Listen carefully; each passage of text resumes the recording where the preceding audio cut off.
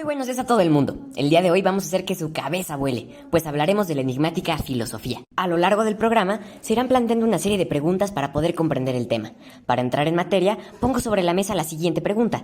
¿Qué es la filosofía? Hoy en día la filosofía ha sido desplazada por nuestro mundo ajetreado de trabajo, tomándola solo como algo sin importancia. Pero la filosofía es vital para el ser humano, ya que esta es una forma de intentar observar todo, dando así una regla única que explique todo lo que se genera a través del mecanismo de la realidad. Vaya que es complicada la definición. Profundizando un poco más, ¿podríamos decir que la filosofía tiene características? Sí, se caracteriza por ser crítica, radical, universal e integral.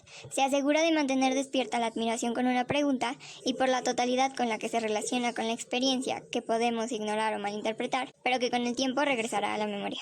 Bastante interesante, pero debe tener tanto sus límites como alcances, ¿no? Efectivamente, sus alcances van desde la obtención de un poder que amplía la visión de las personas a la visión total o general del mundo. Sin embargo, sus limitaciones engloban la falta de refutación de hechos científicos comprobables, así como que nunca tendrá una respuesta concreta, por lo que la búsqueda de la respuesta es eterna, aunque se debe tener en cuenta que este discurso es contextual. Mencionas la palabra contextual. ¿A qué se refiere este término? Significa que el ser humano está inmerso en la realidad, sujeto a su contexto.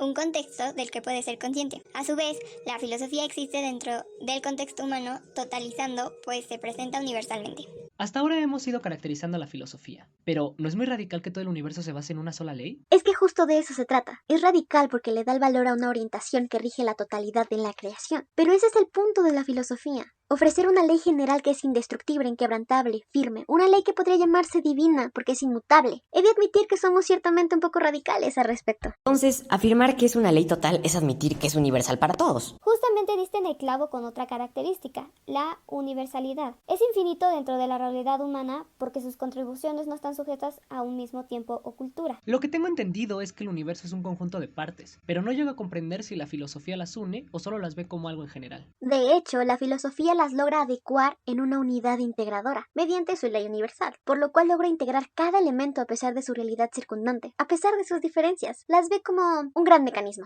¿Y cómo logra hacer esa ley general que tanto menciona? Este discurso utiliza la crítica, la cual es una fuerza vital poseedora de libertad. Busca con sus argumentos reivindicar la realidad totalizadora, criticando al mundo mecanizado y a su entorno. Sus argumentos son aquellas fuentes de un silencio que logra abrirle los ojos a la humanidad. Pero sus argumentos a veces no son exactos, ¿cierto? Así es, necesita crear una claridad en la expresión para brindar una comprensión. El conocimiento enunciado no es exacto porque la cuestión última no podrá llegar a expresarse del todo con palabras. Si entonces busca la comprensión y no la exactitud, ¿el descubrimiento y el reconocimiento forman parte de la filosofía? ¿Esto se relaciona con la radicalidad? Sí forma parte porque el ser humano es un contemplador contemplado. Al mirar y descubrir se reconoce, se encuentra y se restituye porque sale de la norma y al comprender la norma rompe la norma. Y al salir de la norma se puede plantear una orientación que rige la totalidad, comprendiendo así la radicalidad, porque esa ruptura intenta ver todo como una unidad. En la actualidad, ¿de qué sirve la filosofía y el filosofar en sí? Nos ofrece una nueva visión y considera una globalidad eterna e infinita, por lo que al filosofar creamos una conexión individual y colectiva, y así su valor radica en las respuestas ilimitadas a preguntas que ningún otro discurso puede llegar a corresponder. Da la pauta para múltiples planteamientos y replanteamientos, y la filosofía contempla al individuo como libre de espíritu y sin prejuicios. Ahora entraremos a una sección de preguntas rápidas de la audiencia. Si nos apoyas en leerlas, por favor, Liu. Buen día a todos. Hemos recibido muchas preguntas. La primera es de Juan, que se cuestiona en qué consiste la autorreflexividad del discurso filosófico y en qué conductas, comportamientos y actitudes podemos identificar esto. Al contemplar su realidad se vuelve consciente de los demás, de sí mismo, de su mundo y logra identificar las normas a las cuales está sometido. Observa el exterior y reflexiona su interior. Existe la visión total del objeto que se encuentra a nuestra disposición y esto es una actitud crítica que se interesa en no dejar de atender ningún aspecto de la realidad, expresándose de este modo en un choque caótico en la vida humana, pudiendo ser la muerte, el amor o la tristeza. Muchas gracias. Esperamos haber respondido a tu pregunta, Juan. La siguiente nos la manda Carla, a quien le gustaría conocer nuestra opinión acerca del valor que tiene el discurso filosófico y el filosofar frente a los otros discursos. Yo creo que otros discursos, al no poder encontrar una réplica clara, desechan la pregunta.